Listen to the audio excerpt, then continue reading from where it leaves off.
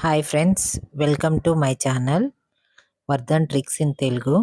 ఈరోజు మనము 6వ తరగతి తెలుగు ఆల్ లెసన్స్లో ఉన్న ఇంపార్టెంట్ బిట్స్ ఈ వీడియోలో డిస్కస్ చేసుకుందాం. ఐ థింక్ ఆల్రెడీ మీరు అందరూ చదివే ఉంటారు.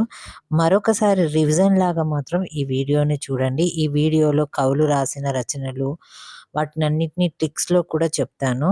ఒకవేళ ఈ వీడియో మీకు ఉపయోగపడినట్లయితే లైక్ చేసి మీరు ఒక్కరికైనా షేర్ చేయండి. కొత్తగా చూసేవాళ్ళు please like and share, subscribe.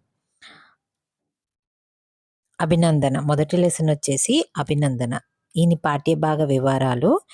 ఈ పాఠం ఏ ప్రక్రియలో ఉంది అంటే గ్రేయ ప్రక్రియలో చెందింది. గేయం అంటే పాడుకోవడానికి వీలుగా ఉంటుంది. ఈ గేయము ఎవరు రాశారంటే శేషం లక్ష్మీనారాయణాచారి రచించిన స్వరభారతి అనే గేయ సంకలనం నుండి తీసుకొనబడింది.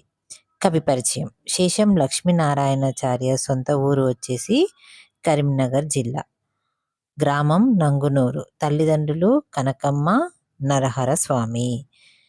ఇప్పుడు ఈ గేయ పరిచయము నెక్స్ట్ వచ్చేసి కవి ఎలా గుర్తుంచుకోవాలో చెప్తాను.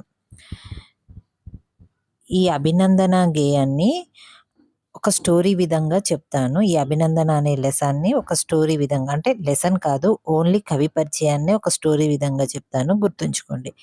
అభికి గాయమయ్యి ఏడుస్తున్నాడు. వాళ్ళ అమ్మ వచ్చేసి కన్నా కన్నా ఏడవకు, నీకు ఆశా చాక్లెట్ కొనిపిస్తాను అని చెప్పింది. అభి అంటే అభినందన, గాయము అంటే గేయము, గేయ ప్రక్రియ అని గుర్తుంచుకోండి. వాళ్ళ అన్నది కన్నా కన్నా అన్నది అంటే ఆయన సొంత ఊరు కరీంనగరు, నా అంటే నంగునూరు. నెక్స్ట్ ఇంకో కన్నా కన్నా, తల్లిదండ్రులు కనకమ్మ నరహరి స్వామి.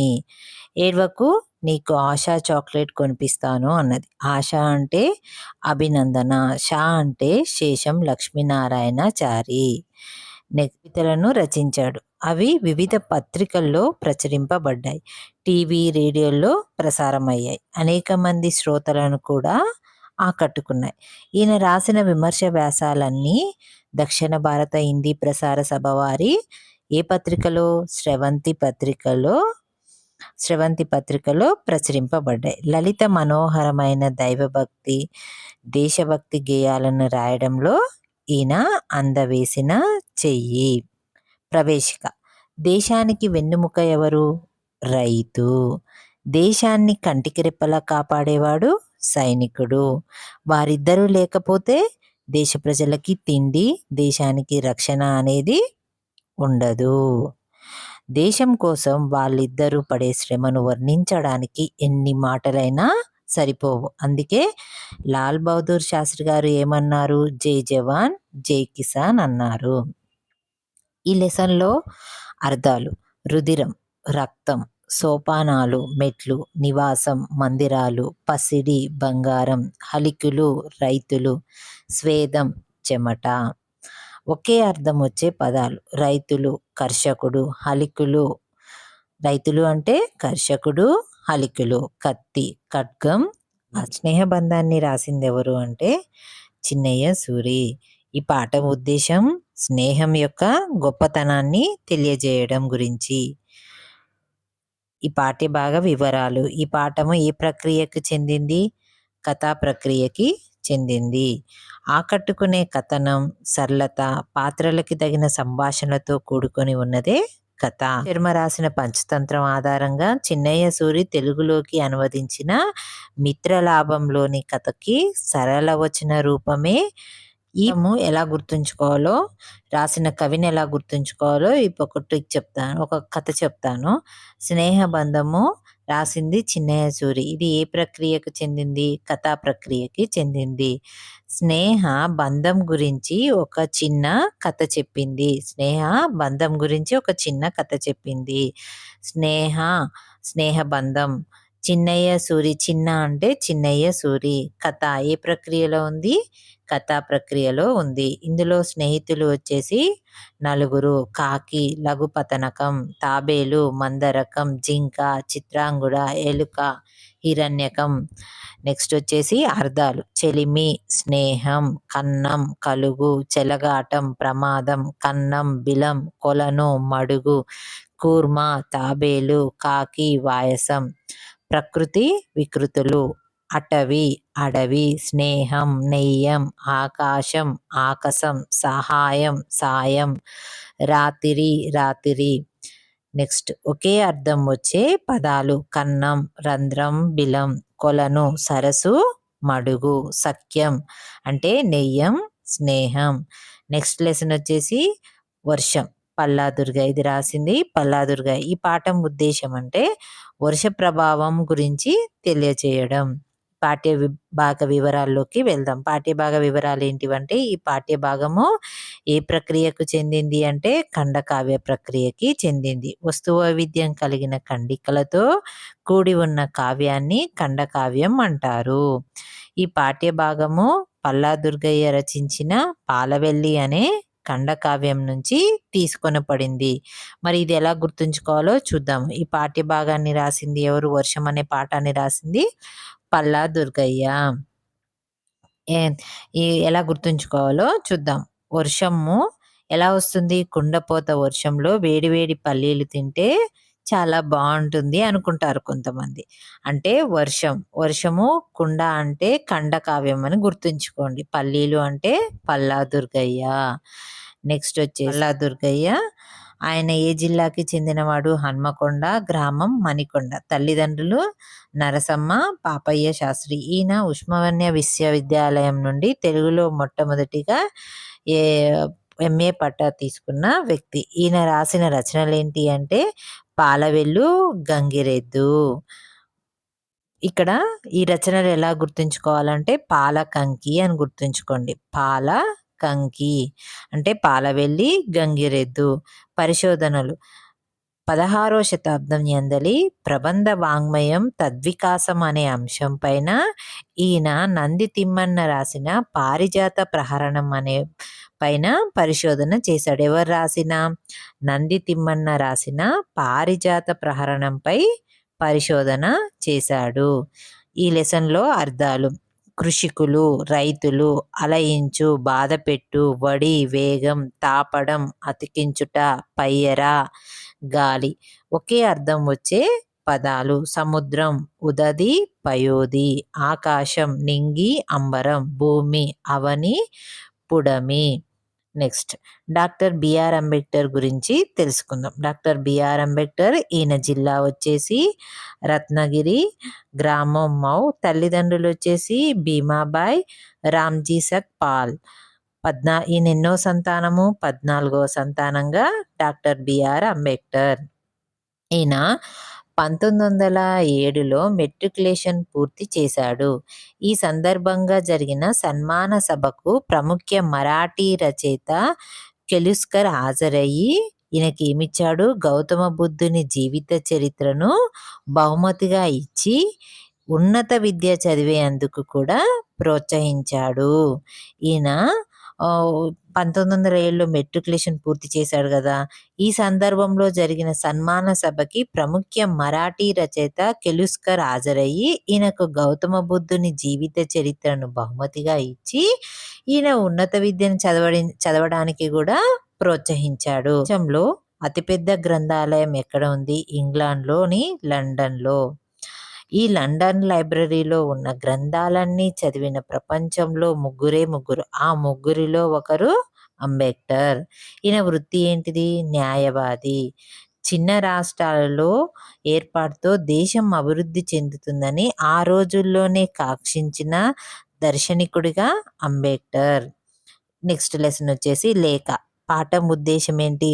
లేఖ రచనను పరిచయం చేస్తూ తెలంగాణలోని ప్రముఖ దర్శనీయ స్థలాల గురించి ఈ పాఠంలో మనం తెలుసుకుందాము. పాఠ్యభాగ వివరాలు: లేఖ రచన ఏ ప్రక్రియకు చెందింది? ఇందులో విషయం ఏంటి అంటే విషయం ప్రధానం. పాఠ్యభాగ వివరాలు. ఈ పాఠం లేఖ రచన ప్రక్రియకి చెందింది. లేఖలో విషయం ప్రధానం. ఇది వచన రూపంలో ఉంటుంది. లేఖల్లో వ్యక్తిగత లేఖలు, కార్యాలయ లేఖలు, వ్యాపార లేఖలు, పత్రికా లేఖలు తదితర భేదాలు ఉంటాయి. లేఖల్లో కూడా భేదాలు ఉంటాయని ఇక్కడ చెప్తున్నారు. ఏంటివి? వ్యక్తిగత లేఖలు, కార్యాలయ లేఖలు, వ్యాపార లేఖలు, పత్రికలకు లేఖలు తదితర భేదాలు ఉంటాయి. అలో 1000 స్తంభాల గుడి ఉంది. హన్మకొండలో ఏముంది? 1000 స్తంభాల గుడి ఉంది. ఈ గుడిలో నంది విగ్రహం, శివలింగాలు ఉన్నాయి. వరంగల్ కోటలో స్వయంభూ దేవాలయం, కుష్మహల్, నాట్యమండలి, ఆనాటి శిలాశాసనాల విగ్రహాలు కూడా కనిపిస్తాయి. విగ్రహాలు కూడా కనిపిస్తాయి. వరంగల్ కోట నుండి కాకతీయ చక్రవర్తులైన రుద్రమాదేవి, ప్రతాపరుద్రుడు పరిపాలనని సాగించారు. వరంగల్ కోటలో మన తెలంగాణ రాష్ట్ర చిహ్నంలో శిలాతోరణం ఉంది. రామప్ప దేవాలయం. ఈ దేవాలయంలో జయశంకర్ భూపాలపల్లి జిల్లాలో ఉంది. ఈ దేవాలయం ఎక్కడ ఉంది? జయశంకర్ భూపాలపల్లి జిల్లాలో ఉంది. దీన్ని ఎవరు నిర్మించారు? గణపతి దేవుని సేనాని అయిన రేచర్ల రుద్రుడు కట్టించాడు. నెక్స్ట్ వచ్చేసి ఇక్కడ రాతిపై చెక్కిన విగ్రహాలు సింహాలు, ఏనుగులు, అంశలు. నంది విగ్రహం యొక్క ప్రత్యేకత దానిని ఏ దిక్కు నుంచి చూసినా అది వారినే చూస్తున్నట్లు అనిపిస్తుంది. ఈ దేవాలయం పక్కనే ఏముంది? రామప్ప చెరువు ఉంది. బొమ్మల గుట్ట. ఇది ఏ డిస్టిక్ లో ఉంది?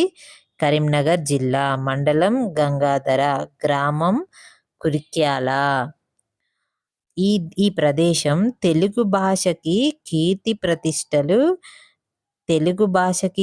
ప్రతిష్టలని అందిస్తుంది. ప్రాచీన తెలంగాణ కవి అయిన జీనవల్లభుని కంద పద్యాలు ఇక్కడ శిలల మీద చెక్కబడి ఉన్నాయి.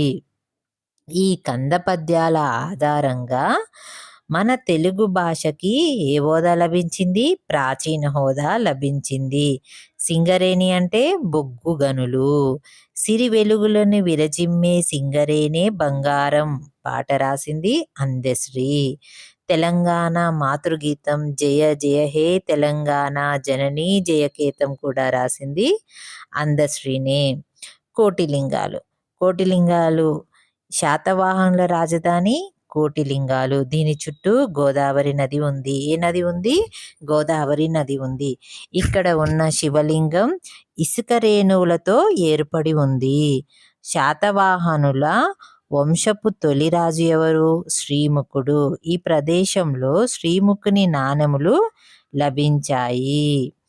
చార్మినార్. నెక్స్ట్ వచ్చేసి చార్మినార్. కులీ కుతుబ్ షా ప్లేగు వ్యాధికి నిర్మూలనకి గుర్తుగా దీనిని 1591లో నిర్మించాడు. దీనిని 4 దిక్కులా ఏముంటాయి? 4 గోపురాలు ఉంటాయి. వాటినే మినార్ అంటారు. నెక్స్ట్ గమనిక. హుస్సేన్ సాగర్ చెరువు మధ్యలో శాంతికి ప్రతిరూపమైన ఎత్తైన బుద్ధుని విగ్రహం ఉంది. దేనికి ప్రతిరూపమైన? శాంతికి ప్రతిరూపమైన ఎత్తైన బుద్ధుని విగ్రహం ఉంది. బిర్లా మందిర్. పాలరాతితో కట్టిన వెంకటేశ్వరుని గుడి ఉంది. దేనితో కట్టిన? పాలరాతితో కట్టిన వెంకటేశ్వరుని గుడి ఉంది. పాలమూరు జిల్లా. పిల్లల మర్రి చెట్టు పార్కు, ఎక్వేరియం, మ్యూజియం, జింకల్. నెక్స్ట్ వచ్చేసి గద్వాల కోట. ఇది జోగులాంబ జిల్లాలో ఉంది. ఈ గద్వాలు మట్టి కోటను 1750 ప్రాంతంలో పెద్ద సోమభూపాలుడు కట్టించాడు. ఎవరు? పెద్ద సోమభూపాలుడు. కోట లోపల చెన్నకేశవ స్వామి గుడి ఉంది. గుడి ముందర 90 అడుగుల గాలిగోపురం ఉంది. సోమభూపాలుని ఆస్థానంలో ఎవరుంటారు? అష్టదిగ్గజాలు అంటే ఎంతమంది? 8 మంది కవులు ఉండేవారు. అర్థాలు: గుడి, ఆలయం. ఆనవాళ్ళు, గుర్తులు. ఆనందం, సంతోషం. సందర్శించుట, చూచుట. ప్రథమ, మొదట. ఒకే అర్థం వచ్చే పదాలు. దుర్గం అంటే కోట, కిల్లా. గుడి, దేవాలయం, మందిరం, శిల, రాయి, బండ, నీరు, జలం, సలిలం, కన్ను, నేత్రం, నయనం. శతకసుధ. ఈ పాఠం ఉద్దేశం విద్యార్థుల్లో నైతిక విలువలను పెంపొందించడం. పాఠ్యభాగ వివరాలు వచ్చేసరికి ఈ పాఠం ఏ ప్రక్రియకి చెందింది? శతక ప్రక్రియకి చెందింది. శతకం అంటే 100 పద్యాలు కలదని అర్థం. కొన్ని శతకాల్లో 100కు పైగా పద్యాలు కూడా ఉంటాయి. సుమతి శతకం రాసింది ఎవరు? బద్దెన. ఎన్నో శతాబ్దం? 13వ శతాబ్దం. లౌకిక నీతులు అతి సులువుగా కంద పద్యాల్లో ఇమిడ్చి సుమతి శతకాన్ని రాసినది బద్దెన. వేములవాడ చాణక్యరాజు భద్రభూపాలుడే బద్దెన. ఎవరు? వేములవాడ చాణక్యరాజు భద్రభూపాలుడే బద్దెన. బద్దెన గ్రంథాలు ఏంటి? నీతి శాస్త్ర ముక్తావళి, సుమతి శతకం. నెక్స్ట్ శ్రీకాళహస్తీశ్వర శతకం ఎవరు రాశారు? దూర్జటి. ఎన్నో శతాబ్దం? 16వ శతాబ్దం. శ్రీకృష్ణదేవరాయలి ఆస్థానంలో ఉండే వాళ్ళెవరు? అష్టదిగ్గజ కవులలో దూర్జటి ఒకడు. శ్రీకృష్ణదేవరాయలు ఇతన్ని అతులిత మాధురి మహిమ కలిగిన వాడు అంటాడు. ఏమంటాడు? అతులిత మాధురి మహిమ కలిగినవాడు అంటారు. నెక్స్ట్ దూర్జటి శ్రీకాళహస్తీశ్వర మాహిత్యం అనే ప్రబంధాన్ని రాశాడు. కుమారి శతకం పక్కి వెంకట నరసింహ కవి. ఎన్నో శతాబ్దం? 17వ శతాబ్దం. కుమారి శతకం తెలుగు శతకాల్లో ప్రసిద్ధమైనది. చిన్న చిన్న పదాలతో ఆధునిక సమాజానికి అవసరమైన నీతులను సులభ రీతిలో చెప్పే కవి ఎవరు? పక్కి వెంకట నరసింహ కవి. సుభాషిత రత్నావళి. ఇది రాసింది ఎవరు? ఏనుగు లక్ష్మణ కవి. ఎన్నో శతాబ్దం? 18వ శతాబ్దం. సుభాషిత త్రిశతిని సంస్కృతంలో భర్తృహరి రాయగా దీన్ని తెలుగులోకి అనువదించి కవులలో ఏనుగు లక్ష్మణ కవి ఒకరు. ఈయన పెద్దాపురం ఆస్థానంలో పెద్దాడ గ్రామ నివాసి. రచనలు సుభాషిత రత్నావళి, విశ్వామిత్ర చరిత్ర, గంగా మహాత్యం, రామేశ్వర మహాత్యం మొదలగునవి. ప్రభుతనే శతకం రాసింది ఎవరు అంటే కౌకుంట్ల నారాయణరావు. జిల్లా రంగారెడ్డి, గ్రామం కౌకుంట్ల, మకుటం తనయ. నెక్స్ట్ వచ్చేసి గాంధీ తాత శతకం సిరసినల్ హల్ కృష్ణమాచార్యులు. జిల్లా వచ్చేసి నిజామాబాద్, గ్రామం మోర్దాన్, జననం స్థిర నివాసం కోరుట్ల, మకుటం సద్గుణ జాత. నెక్స్ట్ వచ్చేసి రచనలు కళాశాల అభ్యుదయం, రామానుజ చరిత్రం, చిత్రబంధం. రత్నమాల అనే ఖండకావ్యాన్ని రాశాడు. బిరుదు వచ్చేసి అభినవ కాళిదాసు. నెక్స్ట్ భరతసింహ శతకం సూరోజు బాలనరసింహాచారి. జిల్లా నల్గొండ, గ్రామం చిన్న కాపర్తి. బిరుదు వచ్చేసి సహజ కవి. ఇతను రాసిన పుస్తకాలు కవితాకేతనం, బాలనరసింహ శతకం, మహేశ్వర శతకం, భగవద్గీత కందవృత్తం, వీరబ్రహ్మేంద్ర స్వామి చరిత్ర. నెక్స్ట్ వచ్చేసి భవ్య చరిత్ర శతకం రాసింది టివి నారాయణరావు. జిల్లా హైదరాబాద్. ఈయన సేవలు ఏంటంటే జిల్లా విద్యాధికారి, పబ్లిక్ సర్వీస్ కమిషన్. రచనలు వచ్చేసి జీవన వేదం, హర్షపుత్ర శతకం, భవ్య చరిత్ర, ఆత్మదర్శనం, అమరవాక్కు స్రవంతి, ఉపనిషత్తులపై వ్యాస సంపుటి వచ్చేసి మకుటం కవి. సుమతి ఎవరు రాశారు? బద్దెన. శ్రీకాళహస్తీశ్వరి దూర్జటి. కుమారి పక్కి వెంకట నరసింహ కవి. తనయ కౌకుంట్ల నారాయణరావు. గాంధీ తాత శిరసినగల్ కృష్ణమాచార్యులు. బాలనరసింహ భరతసింహ. సూరోజ బాలనరసింహాచారి. భవ్య చరిత్ర టివి నారాయణరావు. అర్థాలు కాలనాగు, నల్ల త్రాచు, మనులు, ముత్యాలు. వచ్చేసి పోతన బాల్యం. ఇది రాసింది ఎవరు? వానమాముల వరదాచార్యులు. పాఠం ఉద్దేశం పిల్లలు అభిరుచులు ఆసక్తుల గురించి. తిప్పన పోతన ఎవరు?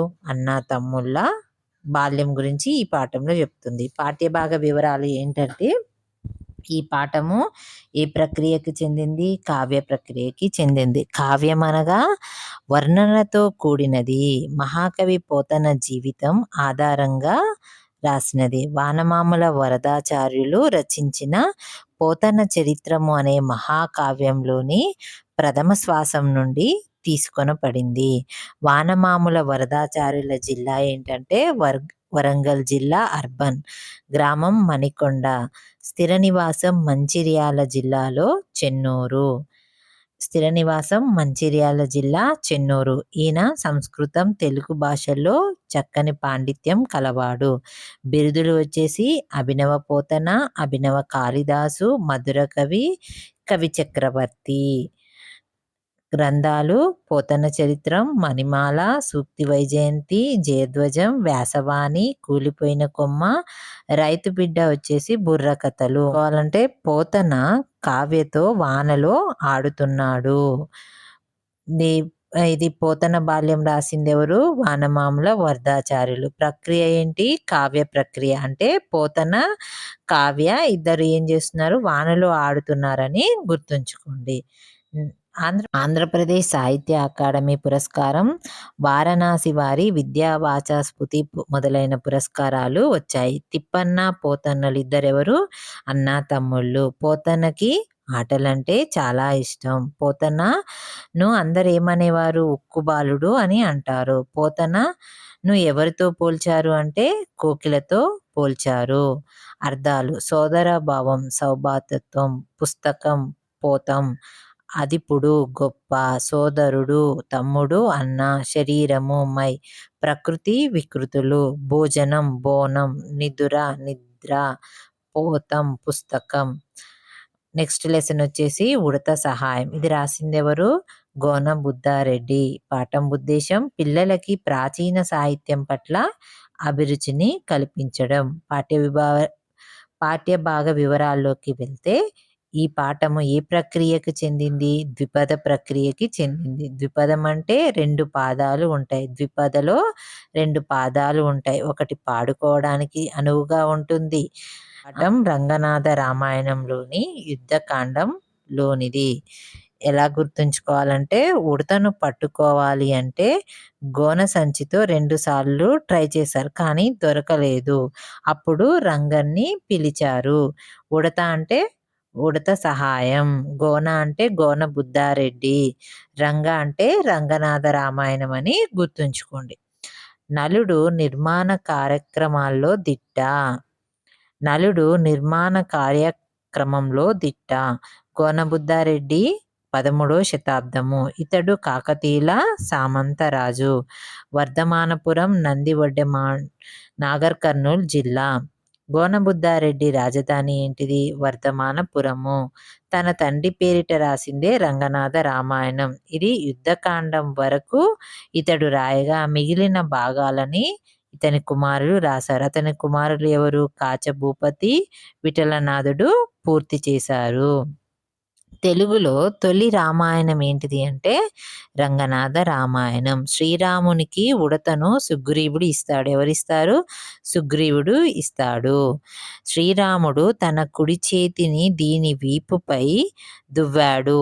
ఉడత వీపుపై 3 రేఖలు చూడడానికి ఆనందకరంగా ఏర్పడ్డాయి. అర్థాలు: అపకారి, కీడు చేయువాడు, తప్పు, నెపము. అదే అర్థం వచ్చే పదాలు: పర్వతం, ఆద్రి, కొండ, పచ్చిక, గడ్డి, తృణం, వంతెన, వారధి, సేతువు, వార్త, సముద్రం, నది. ప్రకృతి, వికృతులు, భక్తి, బత్తి, దూరం, దవియం, దువ్వ, సహాయం, సాయం, శక్తి, సత్తి. నెక్స్ట్ లెసన్ వచ్చేసి చెరువు. ఈ పాఠం ఉద్దేశం తెలుగు భాషా సౌందర్యాన్ని పెంపొందించే జాతీయాలు, సామెతల గురించి తెలపడం ఈ పాఠ్యభాగ వివరాలు. ఈ పాఠ్యభాగం స్వగతం ప్రక్రియకి చెందింది. అంటే ఎవరికి వారే తమకు తాము సంబంధించిన విషయాలను తమలో తాము అంటే మనలో మనం మాట్లాడుకోవడాన్నే స్వగతం అని అంటారు. ఎదుటివారికి తెలిసేటట్లుగా చెప్పుకోవడం స్వగతం. ఇది ఉత్తమ పురుష కథనంలో ఉంటుంది. జాతీయం: ఒక భాషలోని కొన్ని పదాలు కలిసి ఒక విశేష అర్థాన్ని ఇస్తే ఆ పదబంధాన్ని జాతీయం అంటారు. దీనికి పలుకుబడి, నానుడి అనే పేరు కూడా పిలుస్తారు. వీటిని ఉపయోగించడం ద్వారా భాషకేమొస్తుంది? సౌందర్యం కలుగుతుంది. చెవిని ఇల్లు కట్టుకొని, తామెర తంపెర, కన్నెర గుండె చేరువయింది, వండిన కుండ, గాలం వెయ్యడం, గండి కొట్టడం. కొన్ని మన జాతీయాలు: అందవేసిన చెయ్యి, అడకత్తెరలో పోచెక్క, అద్దు పద్దు, అన్నెం పుణ్యం, ఇల్లు గుల్లా చేయు, అరటిపండు ఒలిచినట్టు, అరచేతిని నిమ్మపండు, ఉగ్గుపాలు పెట్టు, కంకణము కట్టుకొను, కంట్లో ఒత్తులేసుకొను, కడుపులో పెట్టుకొను, కడుపులో చల్ల కదులకుండా, కత్తి నూరుట, కన్ను కుట్టు, కన్నులు నెత్తికెక్కు, కప్పలు తక్కెడు, కలకూర గంప, కాలికి బుద్ధి చెప్పు, కాలు కాలిన పిల్లి, నేతి బీరకాయే, కొండను పిండిన, కొమ్మలు తిరిగినవారు, పెడచెవిన పెట్టు, ముక్కు పచ్చలారని, మేక వన్నెపులి, మొసలి కన్నీరు, రెండు నాలుకలు, నోటికి తాళం వెయ్యి, చేతికి ఎముకలేనోడు, తెగేదాకా లాగొద్దు, తీగకు కాయ బరువా, ఎంగిలి చేత్తో కాకిని కొట్టు, తేనెలో నీటి బొట్టు, కుండ బద్దలు కొట్టినట్లు, అరచేతిలో వైకుంఠం. నెక్స్ట్ వచ్చేసి సామెత. దీన్నే సౌమ్యత నుండి సామెత ఏర్పడింది. ఒక అనుభవంలో ప్రజలు బాగా ప్రచారమై ఆ తర్వాత సామెత అవుతుంది. మంచి భావాన్ని పదునైన మాటల్లో చెప్పడమే సామెత లక్షణం. సామెతలు సంక్షిప్తంగా, గుడారద్దంగా ఉంటాయి. ఉదాహరణకి కుండలు బద్దలు కొట్టినట్లు, ఉరక్కబోయి బోర్ల పడ్డట్టు, చేతులు కాలాక ఆకులు పట్టుకుంట, పొమ్మనలేక పొగబెట్టినట్లు, తవ్వెడిస్తే తంగెళ్ళు పీకాలే, అడిగినట్లు కడిగినట్లు, ఢిల్లీకి రాజైన తల్లికి కొడుకే, కుండ పగిలిన కుక్క గుణం తెలిసే, చావు తప్పి కన్ను లొట్టలు పోయినట్లు, ఉరిమిరిమి మంగళం మీద పడ్డట్టు, ఊరందరి దారి ఉలికి పడేదొక దారి, గుమ్మడికాయ దొంగ అంటే భుజాలు తడుముకున్నట్టు, అంగట్లో అన్నీ ఉన్నా అల్లుని నోట్లో శని ఉన్నట్లు, పుణ్యం కొద్దీ పురుషుడు, దానం కొద్దీ బిడ్డలు, పుణ్యం కొద్దీ పురుషుడు, దానం కొద్దీ బిడ్డలు, పోచమ్మ కుండపెట్ట, మైసమ్మ మాయం చేసే, పిల్లైలం ముల్లే పైలం, సుఖమొస్తే మొహం గడగక తీరిక లేదన్నట్లు, ఎక్కినోది గుర్రం ఏలినోది రాజ్యం, చుట్టం వచ్చి దయ్యం పట్టే. కాకతీయులు నిర్మించిన చెరువులేంటంటే రామప్ప చెరువు, పాకాల చెరువు, లక్కవరం చెరువు, శీలాసముద్రం చెరువు ఉంది. వనపర్తి రాజులు ఏకంగా సప్త సముద్రాలు అనే పేరును పెట్టారు. పెద్ద చెరువులను సముద్రంగా పిలిచే సాంప్రదాయం మన తెలంగాణలో ఉంది. శంకర సముద్రం కానాయపల్లి, రంగా సముద్రం శ్రీరంగపురం, వీర సముద్రం తాటిపాముల, మహబూపాల్ సముద్రం పబ్బేరు, కృష్ణా సముద్రం సంకిరెడ్డిపల్లి, గోపాల సముద్రం వేల్టూరు, రామసముద్రం రాయన్పేట, చీమల బారు. నెక్స్ట్ లెసన్ వచ్చేసి చీమల బారు. దీన్ని రాసింది పొట్లపల్లి రామారావు. పాఠం ఉద్దేశం: మన చుట్టూ ఉన్న ప్రాణులను చూసి క్రమశిక్షణ, నిరంతరం శ్రమించడం వంటి గుణాలని నేర్చుకోవడం. పాఠ్యభాగ వివరాలు. ఈ పాఠ్యభాగం ఏ ప్రక్రియకి చెందింది? గేయ కవిత అనే సాహిత్య ప్రక్రియకి చెందింది. గానం చేయడానికి అనుకూలంగా ఉండే కవితని గేయ కవిత అంటారు. ఈ పాఠం పొట్లపల్లి రామారావు రచించిన ఆత్మవేదన అనే కవితా సంపుటిలోనిది. పొట్లపల్లి రామారావు జిల్లా హన్మకొండ, మండలం ధర్మసాగరం, గ్రామం తాటికాయలు. కవితా సంపుటిలు: ఆత్మవేదన, మెరుపులు, చుక్కలు. నెక్స్ట్ వచ్చేసి రచనలు: మహత్కాంక్ష, జీవితం, పగ. ఈయన రచించిన జైలు కథల సంపుటి బాగా ప్రసిద్ధి పొందింది.